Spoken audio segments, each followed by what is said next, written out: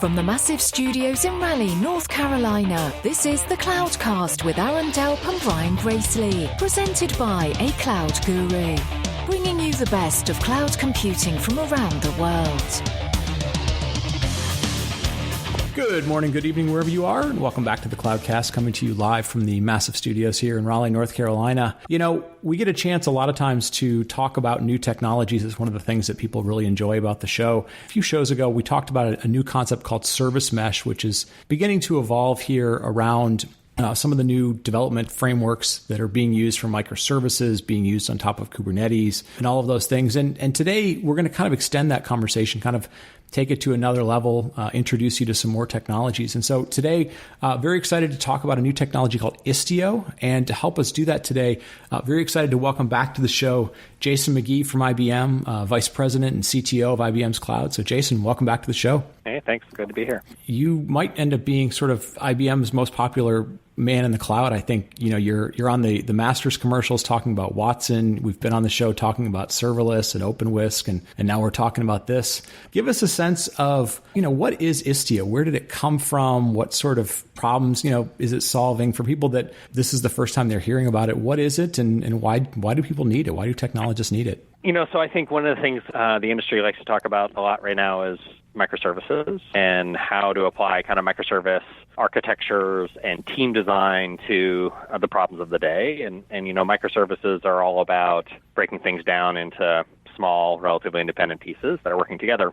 As I've been working in the microservices space, you know, round one of the problem was, how do I actually break up my team? How do I build those components? How do I run them and get them to connect to each other? And you see platforms like containers and Kubernetes have emerged as the kind of dominant platform for building and running a microservice. Right. And those orchestration systems are good at running the service and keeping it up and running and scaling it and the basics of helping microservices find each other. But what we found, and the kind of motivation behind projects like Istio, was as you go deeper down that journey and you build a collection of microservices, a new set of problems emerges, right. As is often the case in technology. Yep. You know, problems like, how do I know what's going on? How do I know who's talking to each other? How do I find performance problems? How do I control which version of my microservice everybody is talking to? And how do I test a new version of a microservice and roll that out in some controlled way? And so you get all these problems that really revolve around the interaction between the services. And what we saw was happening was that a lot of development teams were solving those problems themselves inside of each service. So they were embedding within each microservice control logic, monitoring agents, and tools to help them manage those problems. And you wound up with a world that had a certain amount of bloat in it as you solved all those problems service by service. And so we felt there was a need to kind of extract those problems and build a new layer on top of orchestration. It doesn't replace container orchestration, but adds to it those extra controls. And that's ultimately what tools like Istio are about. And people like sometimes to know historically how things evolved. Istio is a project that IBM got started, but there was also work and contributions from the folks at Lyft were working on a project. I know Google was helping. Can you give us a sense of kind of how those founding teams got together and what they've been bringing to the table? Yeah, it's actually an interesting microcosm of how I think our industry works. You know, zoom back in time a year, maybe even a year and a half. You know, my team at IBM was working in that space I just described. We were looking at problems like how to do resiliency testing and how to have like a programmable routing layer where I could solve those versioning problems and those rollout problems. At the same time, unbeknownst to us, the Google guys were working on that space with a similar view of the world, but they had focused in on security and telemetry and how to get visibility into what's going on. And the Lyft guys, they actually have a microservice-based application, and in the process of building that application, they had to solve those problems, and they built some componentry, and most interestingly, a component called Envoy, which you can think of as like an application-level router for routing traffic between microservices. Last fall at KubeCon, we all happened to run into each other and got to talking about microservices and realized that, you know, we see the world in a similar way, and that we have some complementary technologies. This was mostly a conversation between IBM and Google. Mm-hmm. We were both looking at Lyft's components as how to solve parts of that problem. And we made a decision to join forces in the fall of last year to combine our earlier projects that we've been doing independently into a single community project and really created Istio and spent the next, 5 or 6 months merging the code and getting to a place where we felt proud of, kind of an alpha release of something that proved the ideas. And that led up to the launch that we did in May of this year. So, it's really just like minds, seeing similar problems. And, luckily we saw them in a way that it was actually quite complementary. We weren't overlapping. We were able to merge all of our previous assets into Istio. So it has a pretty interesting, robust set of capabilities for a pretty early project because of that. And I think, we've had some frameworks or, tooling around microservices before. This isn't necessarily the first one. Obviously, some people have talked about some of the Netflix OSS libraries that are out there, and certain things have been built for certain languages like Java, for example. Istio is sort of a next generation of some of those. Plus, it's also fairly language independent, correct? Yeah, absolutely. So you're right. There's a lot of forebearers in this space, and Netflix OSS and components like Eureka and Ribbon are certainly very popular frameworks. One of the things that we wanted to accomplish in Istio was to solve these problems in a way that was both language neutral and in a way that didn't really change the programming model of how, as a developer, you built your microservice. Okay. And Netflix does both, right? It's not strictly Java, but it's predominantly aligned around Java, and it introduces a bunch of APIs that you kind of program to in order to kind of do its magic. And with Istio, we wanted, we felt like, hey, in microservices, one of the values of microservices is each team can pick the tools that make sense for the problem that they're solving. So it doesn't all have to be Java or all have to be Go or Ruby or some other, right? So we wanted a common framework that worked no matter what you picked. And so that decision really set the stage for the architecture of Istio.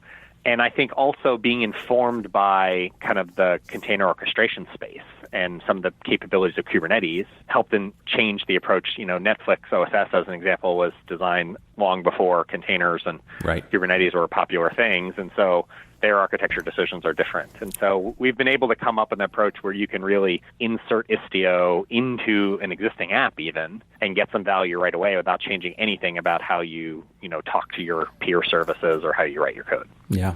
Let's build on that a little bit. You mentioned it just really kind of got announced in May, and that was when it kind of formally became public. I've seen some meetups, I've seen various presentations at various conferences and meetups about Istio.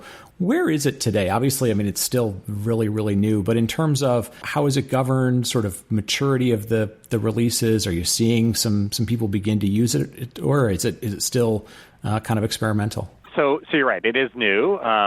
We did this kind of what you would think of as an alpha level launch at the end of May. The project's been moving quickly since then. We got just tremendous both positive feedback and additional, people who joined the party who've started to contribute, including, Pivotal and Red Hat and others. The community is working towards an alpha release this month.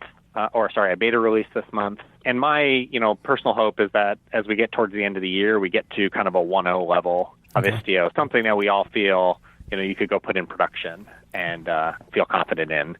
As such, the kind of user adoption is still early. We have lots of people who are exploring and experimenting and understanding how to use it. One of the things I think has been really interesting is, that storyline I gave you about why you need a layer like this kind of revolved around maturing into a multi-microservice architecture. Therefore, sometimes people look at something like Istio and go, that's cool, but I don't need it yet. I'm not there yet. But what we found is there's actually a bunch of starter scenarios that people are latching onto which don't require that. Maybe I even have 2 or 3 microservices. A simple example is something like the telemetry features in Istio. Like I can literally go into Kube, enable Istio on 3 microservices, and without any changes in the code, I can get request tracing and metrics about all the traffic flow between those services and get built-in dashboards and actually understand what's happening between those services, right? And that's useful even if you have a handful of things. Or I can get security turned on, right, and get automatic mutual authentication between services without changing anything about what I've written. So I think what we'll see from an adoption standpoint is as we get to beta and head into kind of a 1.0 release where we all feel like good about saying, yes, put this in production, those initial scenarios will be the drivers for a lot of people to start with. And then as their apps mature, they'll take advantage of the more powerful capabilities. Yeah, no, that makes sense. I mean, timeline-wise, it makes sense. I think we'll definitely be seeing talks and more stuff coming out around KubeCon, early December timeframe. Yeah. And the thing that jumped out at me is when you think about a medium-sized, larger organization, anybody who has multiple groups or multiple types of applications, you always have this proliferation of, well, our group wanted to do things this way. And so we picked certain things, whether it's a database technology or and then another group goes, well, it didn't work for us, or we were in a different country and we couldn't find it. This sort of gets to the point of saying, but if you guys really step back for a second, a lot of those things are going to overlap. The concepts overlap, but maybe they were in a different language.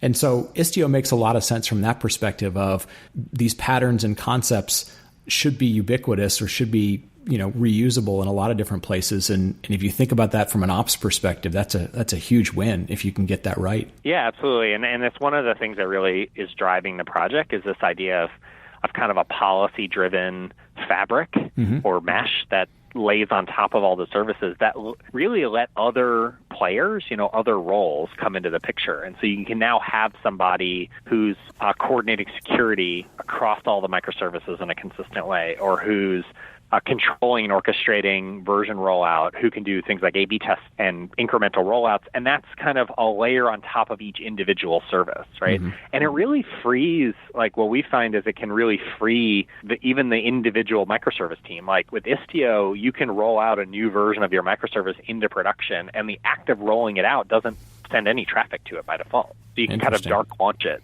And then you can go into the policy engine on Istio and say, hey, funnel 1% of the traffic over to this new version, right? Or send all the users from Raleigh to the new version of the application because I wanted to kind of try it out, right? So you just get this level of control that, you wouldn't have by default in just a straight orchestration system, and you would have to kind of build your own system to deal with, right? Right. Well, and that makes a lot of sense. I know one of the challenges when I talk to people about Kubernetes is, there's always well, are you talking to me like I'm a developer? Or are you talking to me like an operations person? And a lot of times the concepts at the container orchestration level make a lot of sense for operations people. They're about high availability. They're about how long a job will run for, or how do you make sure it's those types of things. But developers kind of go that's a lot of low level plumbing that I don't really care about. Whereas Istio feels like it's kind of written more from developer primitives so that they go, okay, these things make sense for me. I can kind of tweak them the way I want to without messing with a lot of that low-level plumbing that maybe the container orchestration does. Yeah, I think that can be true. I also think it's these platforms are all a collection of tools to help you do your job. And it's another layer of tools at your disposal that are solving all the interconnected problems, right? Kubernetes is really good at, like you said, about how do I deploy my one service and how do I keep it up and scale it? And it's all about running that thing. Yep. And then Istio is how does that thing talk to the other things, and how do I control that interaction? Gotcha. And what I think will be really interesting to see is the layers that people build on top of this. You take Istio has basic primitives for doing things like canary testing, like percentile routing, send a percentage or content-based routing, which you can use for things like A/B. But it's just the primitives. Here's the policy mechanisms to help you control that. Somebody could build a tool on top of that does the management of that does the orchestration. I want to do a progressive rollout over the next 48 hours to these geographies. And under the covers, it would be calling Istio Policy Engine, the pilot, and incrementally changing how things are working through some higher level tool that's kind of managing and giving you analytics and feedback. So I think there's a huge opportunity to kind of build higher level tools on top of the primitives that Kubernetes plus Istio provide. Now that makes sense. My follow-on question, you sort of answered it, was, do we feel like this is something that's going to be kind of broadly, horizontally applicable, or is it sort of fit specific use cases? And I think what you're really getting at is, because it is that policy layer and because it is, primitives, it should eventually become very horizontally useful. You could use it in a whole lot of different use cases, and it gives people the ability to expand upon it where it makes sense for them. You see the desire for that in the project. One of the things the project's working on now is support outside of Kubernetes. Kubernetes is where we started with Istio. It's designed to run really well and naturally inside of Kubernetes, but we recognize that microservices aren't all going to be implemented in Kubernetes, right? You have some stuff in VMs and some stuff in Cloud Foundry, and other systems. And so the community is working on, well, how do I run Istio in these other environments so I can have a microservice mesh that encompasses more diversity, which is that horizontal idea you talked about. And we've also been looking at things like hybrid scenarios, like maybe some of my microservices are in the public cloud and some are in my on-prem data center. And I want consistent identity and security across that boundary so that I know that, service A can talk to service B, even if they live in totally different infrastructures, right?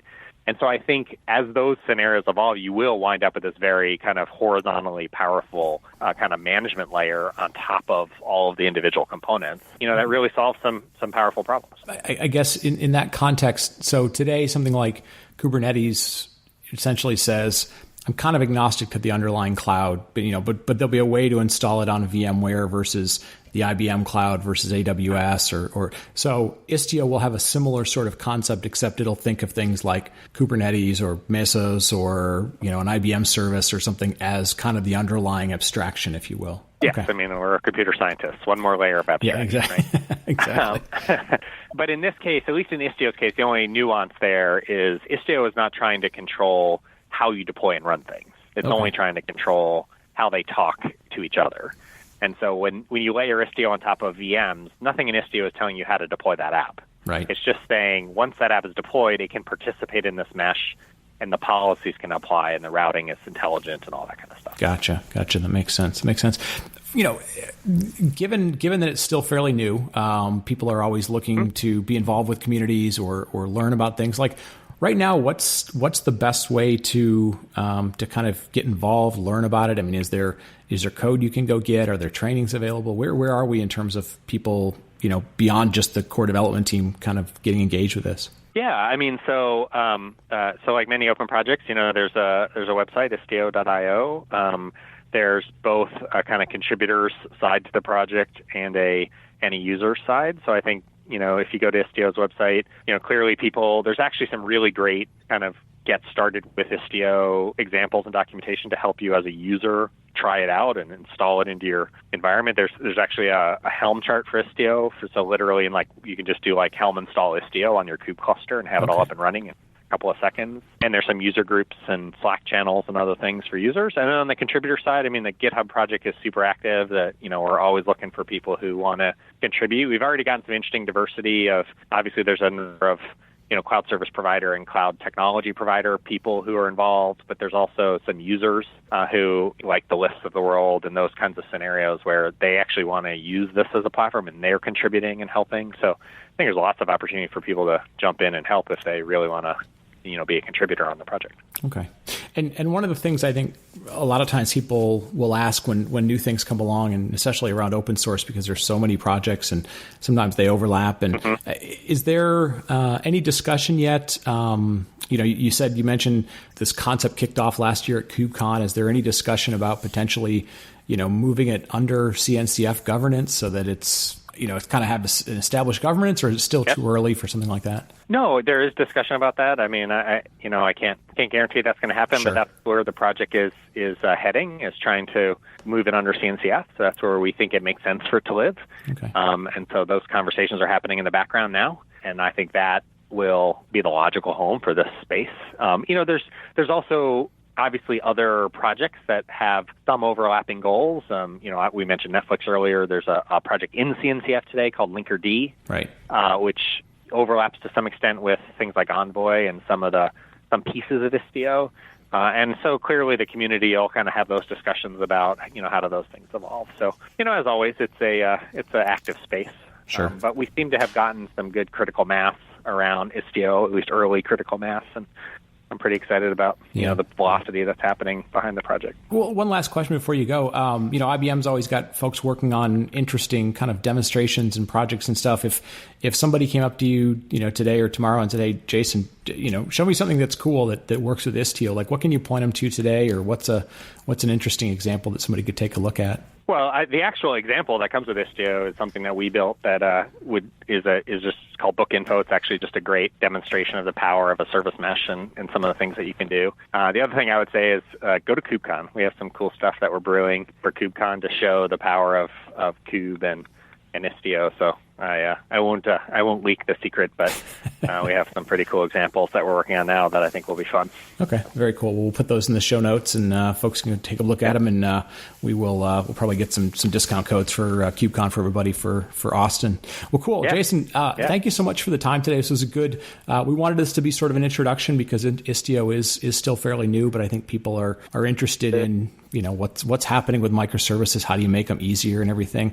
What's any good places for folks to either go track you down on the internet, ask you questions, or where your team's working on stuff? Any good resources or links to point to? Yeah, I'm always on Twitter @JRMcGee, and happy to chat with people there.